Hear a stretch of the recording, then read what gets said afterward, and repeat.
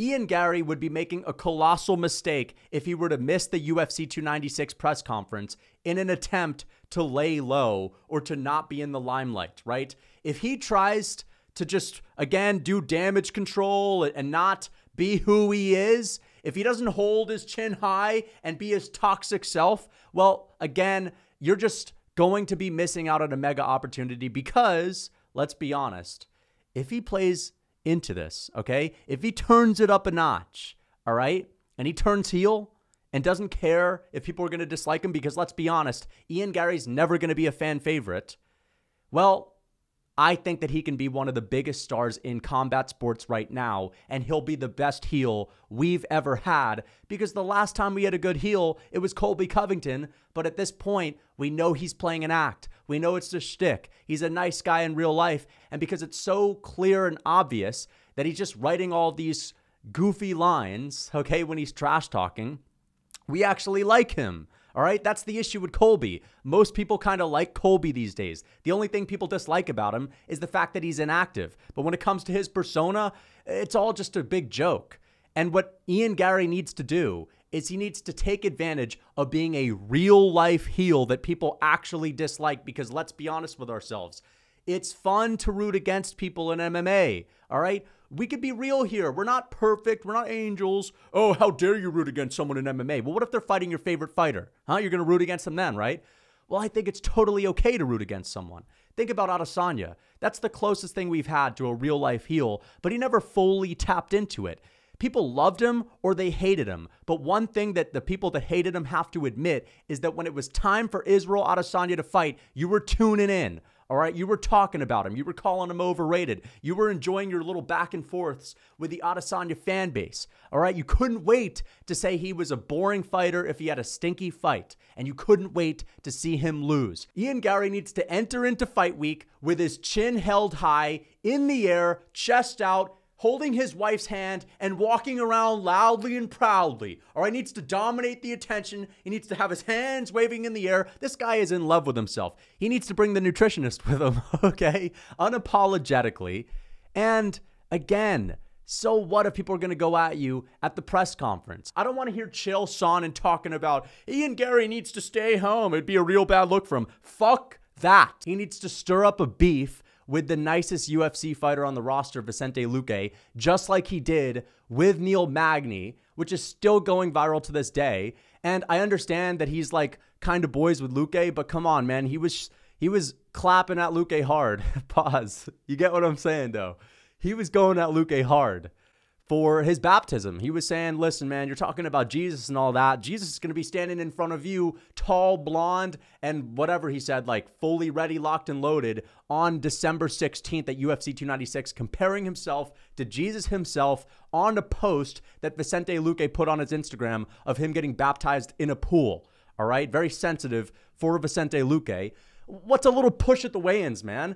If Ian Garry tries to be Mr. Nice Guy, if he tries to lay low, if he doesn't go to the UFC 296 press conference like Chael Sonnen's suggesting, that's just an awful idea, man. Like, you're literally saying, hey, Ian Garry, don't shut down Fight Week and be the talk of the town. Don't be the most relevant name in the UFC. Don't steal the spotlight. Ian Garry will steal the spotlight. I guarantee you, if this man were to announce a couple of days before the UFC 296 press conference that he's not going to go, okay, even if Colby Covington's there, even if Leon's there, who doesn't really have a personality, but we know Colby's going to go at him. Even if there's Patty there and a couple of other guys, they're going to lose out on hundreds of thousands of viewers. If Ian Garry shows up to that press conference, I'm literally going to be sitting there with my popcorn an hour early, just in case the UFC, and there's like just in case there's a 0.0001% chance that the UFC starts it too early, because I'm not missing that for anything. Okay? And you guys aren't missing it for anything too. Even if he gets booed, even if everyone on stage starts to shit talk him, that's obviously going to happen. Just deal with it. The guys that are up there are not witty trash talkers anyway. You're lucky Sean Strickland's not going to be there because he's actually quick with it. Colby Covington is going to have some cheesy line that he wrote. All right, we'll just talk about the fact that he's only relevant because of his shtick, how he needs to write his little lines, how he's not real, and how I'm actually popping because of who I am, for better or for worse. And of course, he's pretty good at fighting, but he's on the verge of retirement. Hey, Colby, you're old. All right, you keep reading from those lines. And Leon Edwards, how does it feel to be the most boring champion in the face of the history of the earth? Okay. What? He's got to worry about Paddy Pimblett saying, no one likes you, lad. Shut up. No one likes you, lad. Listen, he's not going to win this battle. You understand he's not going to win this battle. But he's got to just do it, man. He's got to have the crowd booing, man. If Bilal Muhammad, the most boring fighter with literally nothing to talk about outside of his boring fight style, is getting pop at the press conference. I went to the UFC, I think it was the 288 press conference with Bilal Muhammad and Aljamain Sterling and Henry Cejudo. Bilal got the biggest pop from the crowd. It was all boos. There were guys that were near me with blood-curdling screams that probably never even met Bilal, but just hated him. If Ian Garry shows up, it's going to be that times 10. Even if people dislike him even more, it's going to be so fun and entertaining to watch. All right. And as I said, if he tries to play it down, if he keeps his wife at home, if he doesn't act like a toxic piece of shit everywhere he goes on fight week, and he doesn't be himself, you know, what's going to happen is he's going to get in his head. He's going to be a little insecure. Oh, everyone doesn't like me. This is not good. I got to clean up. I got to do damage control. That's not going to be fitting with who he is. And if he's not, again, himself, he's not going to perform at his best. We need Ian Garry to go out there and be at his best when he fights Vicente Luque. Now, you may want to see him get chinned, and I totally understand that. But if he wins, think about the mega fights we're going to see with Ian Garry after this fight week if he shuts it down. Think about him if he's popping Luque with the jab and saying, what, and he's flipping off the crowd, baby. I want to see that. I want to see all of that, all right? If he's popping Luque, what now? What now? I told you I'll be standing in front of you. Listen, I don't have a good Irish accent, but I'm getting hyped. All right, I'm getting hyped. If Ian Garry can do that, he's going to gain 500,000 followers with a win over Vicente Luque, especially if he gets on the mic and drops a bomb on us, all right? Like a really good promo. He calls out Shavkat Rakhmonov. The only issue with this is that, you know, if you go heel, you kind of have to commit to it. You can't go back to Kill Cliff FC and be all buddy-buddy with Vicente Luque. You can't go back to Kill Cliff FC and get some sparring rounds in with Shavkat Rakhmonov, right? Or the guy that knocked him out. It could have been Shavkat. But my point is, he's not going to be cool with Gilbert Burns because Gilbert Burns has been training with Vicente Luque for longer than he's been training with Ian Garry, and he's going to burn a lot of bridges. But listen, listen, man, he could do damage control.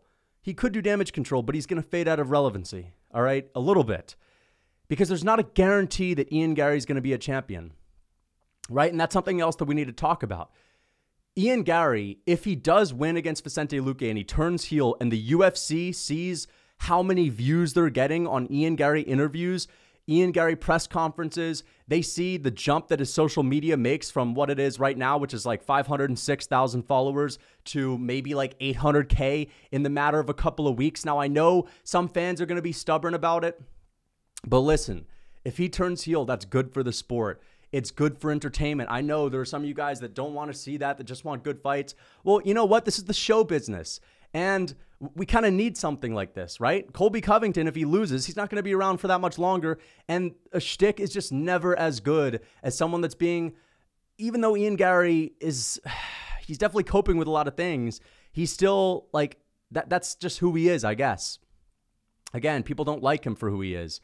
But it's better than a shtick, right? And you have guys like Sean Strickland that are really outspoken, that are also kind of toxic and whatnot, but people love them. Like, I love Sean Strickland. I'm a big fan of him. He's not a heel, right? We're not rooting against him. We all want him to win, or at least a lot of us want him to win. It's really fun when we want someone to lose. Content creator's dream, Ian Garry is. He can be the most talked about fighter on the planet. All right, he can transcend the sport because right now, think about all the Ian Garry content. It's been going viral. It's been going crazy. Right? And I think his wife may even like this shit. I think that Ian Garry in a couple of days could come to a moment of reckoning and say, you know what?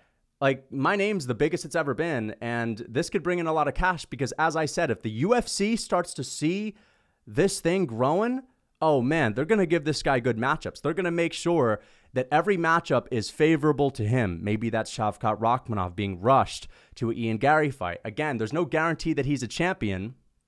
but the UFC will make it easier. And that's kind of what I'm saying.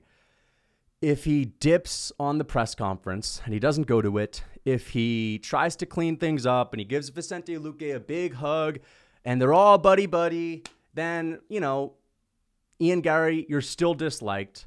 And you know what? I'm going to just say it. I think Ian Garry's going to be more disliked if he doesn't turn heel. I think if he goes fully into it, people will kind of see that he's now playing it up. And if you really start to become a heel, like, you got to kind of accept that you're never going to be really loved. And I don't think Ian Garry is ever going to be this guy that's loved. I mean, he's off the walls, man. Ian Garry is a goofy guy. He's just cringy, man. He's cringy. He is in love with himself. Okay. He says all the wrong things in his interviews, and he's just really selfish. Like, that's what everyone that's been training with him has been saying. That's what everyone that's crossed paths with him has been saying. I mean, he's been kicked out of a bunch of gyms for a reason, all right? It's because he's a toxic guy to be around. I'm pretty sure that Gilbert Burns, the week of his fight with Khamzat Chimaev, or like 2 weeks before he fought Khamzat, he had like a meeting with his sports psychologist because he was going to go out with Ian Garry to eat and whatnot. And his sports psychologist told him, dude, don't go out with Ian Garry. This guy's been draining your energy. That's going to be bad for you a week before a fight. He's clearly toxic. Like, I just think that at some point, he's beyond the point of no return. And I'm not saying he's irredeemable. That's certainly not what I'm saying. But what I am saying is that I just don't see him ever being a fan favorite. So you may as well go full heel, because if you go full heel, people are going to start to catch on to the fact that you're kind of putting on an act, and that, you know what, if this guy's just trying to entertain us, then good for him, that this is great. You know, he's doing a good job. We're tuning in to see him fight, and that's going to get him even more respect. Okay? That's going to get him a lot more respect. So what do you guys think? Let me know in the comments. Once again, he's got a good shot, guys, at taking over the UFC. If you think O'Malley's a big star, not even fucking close, man. Not even close. Again, you may not like Ian Garry, but you're going to tune into that interview that he does on Fight Week. You're going to tune into the media day. You're going to tune into that press conference if he goes. If he doesn't go, you're going to be really disappointed. All right? Now, some people are going to say, oh, but if he doesn't go, he's saving face, and that'll be good for him because, right, he's not going to get embarrassed on stage. Well, just accept that you're going to get embarrassed on stage and just come up with a couple of lines and stand tall, be the center of the tension, take over the show, and within a week, bro, people are going to actually start to like him a little bit more. All right? So, yeah, that's what I think. I think you should go heel. Let me know what you think in the comments. Until next time. And if he gets slept while he's turning heel, that'll be even crazier. All right? It'll be an even bigger moment. And if he loses while he's a heel, the UFC is going to recognize that he's a heel, that he's really valuable, and that they'll try to give him favorable matchups even if he loses. So that's some career advice for Ian Garry. Yeah,